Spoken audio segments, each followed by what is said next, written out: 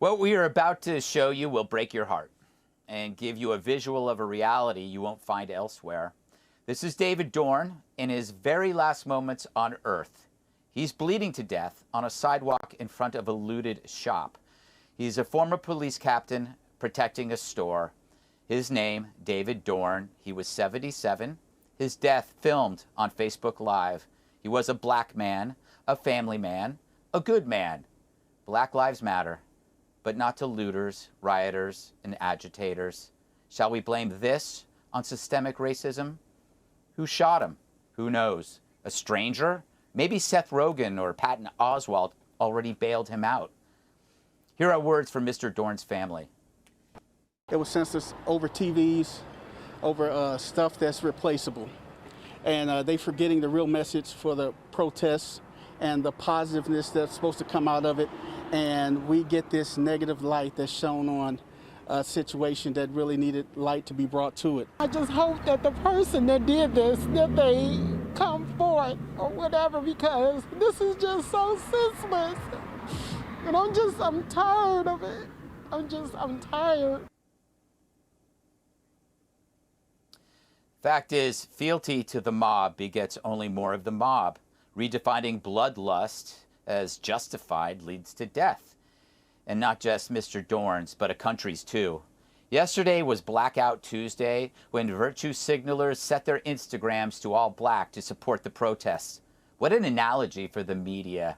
The media blacks out the violence to hide their culpability, which protects incompetent leaders and criminals and an army of cowardly journalists. Their job, keep the chaos on endless repeat. Maybe Mr. Dorn's death can change things. Maybe we can protest loudly in his name and loudly demand action. It's time, because there's no Superman coming to save the day for us. There's no one but us. And to quote a CNN anchor, who says protest needs to be peaceful? Please, show me where it says that protests are supposed to be polite and peaceful, because I can show you that outraged citizens are the ones who have made America what she is and led to any major milestones. Be honest, this is not a tranquil time. No thanks to you. As cities are ravaged, he says protests don't have to be peaceful. Chris, I invite you to meet me in my neighborhood to see what outrage created. The ravaged stores, the dead-eyed looks from people trying to salvage what's left of their lives. If only they could work in media and see the silver lining in their ruin.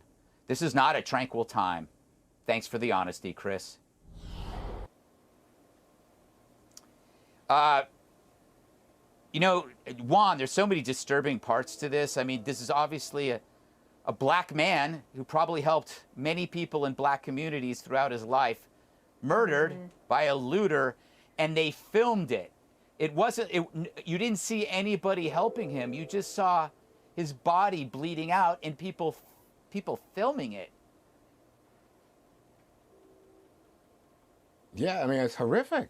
I don't think there's anything to say but that this is a horror show.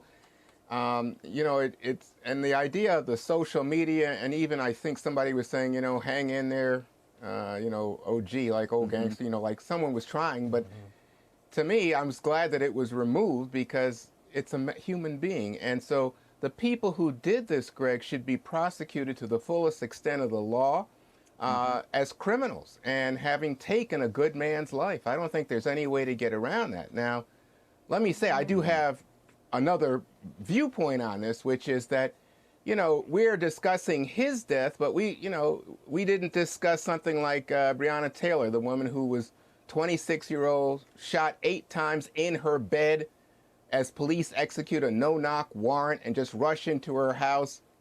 It turned out to be the wrong house, but they killed this 26-year-old in her bed. And we don't talk about it, and I think that for lots of people, this amounts then to selective moral outrage. You know, everybody picks a case and says, well, I want to look at that one.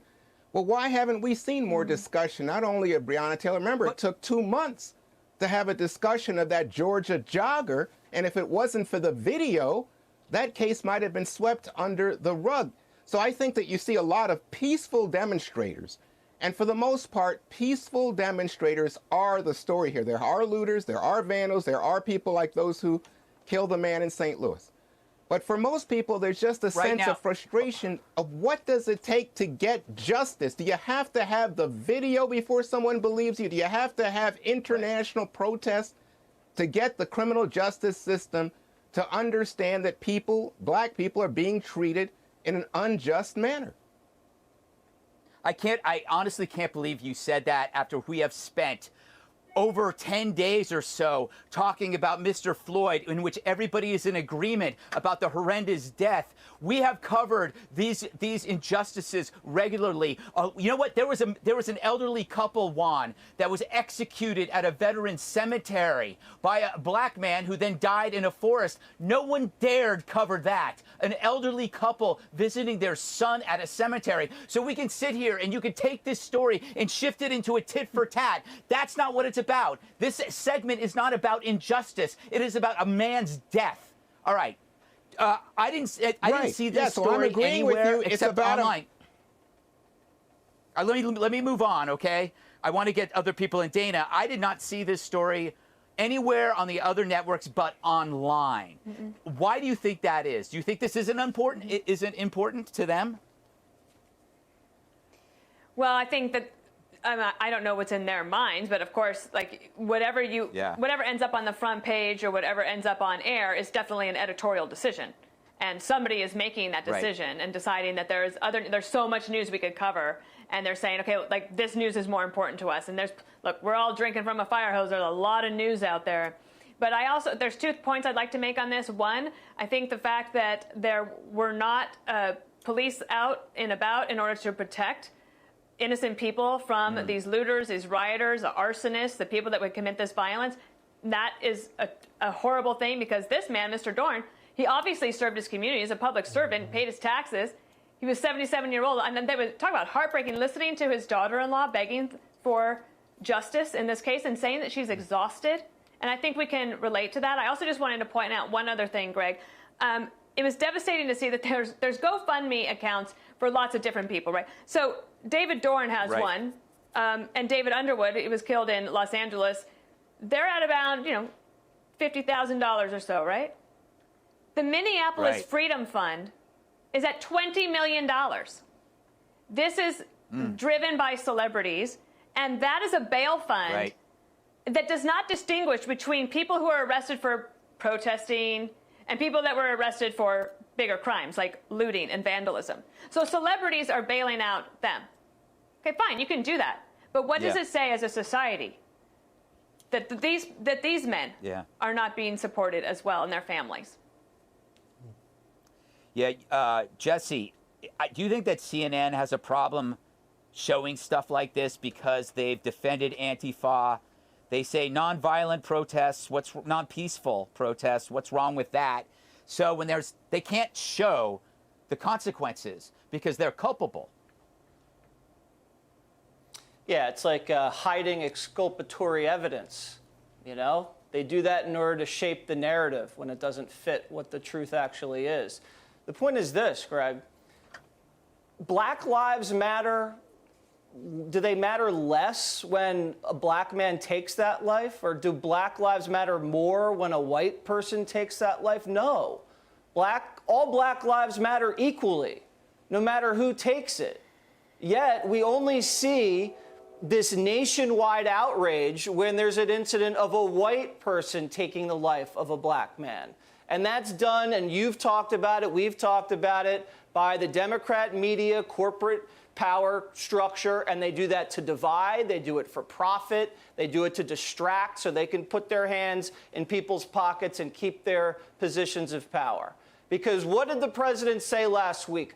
When the looting starts, the shooting starts. This is a perfect example of that. And the mayor of St. Louis, she's not totally responsible for this, the looters that did this to this guy are, but she didn't protect the community from these looters, and that's what happens when there's looting. There's death. So that's on her to a certain extent. Last word to you, Lawrence. I'm sure this is... But anyway, go ahead. It's just devastating because I feel like there has now become this competition for what life matters the most. Can we just like all stand up for life? Like, and just say people that are innocent, that are killed, we stand with the families, that we want to go after the bad guys that do it? You know, I'm afraid because this reminds me back in July 7th, 2016, where 5 cops were shot. And the guy that assassinated him, I had the exclusive interview with their family. And the family told me that he was upset about a traffic stop, and he goes up there and tries to do vigilante justice and kills 5 cops. You know what? It wasn't just that he killed 5 cops because you killed someone, but the 5 cops that he targeted were community police, that people loved and respected in the community, that were on the task force to bring people together. And you went out there and you shot them. That's what happened when chaos happens. And I'm afraid that America is on fire right now. I love this country. It's the greatest country in the world. But I want equal justice, and I think we should all be outraged when an innocent American, whether it's someone that wears blue or someone with a hoodie on or someone that just from a drive-by, we should always be outraged when one of our family members dies. Yeah. All right.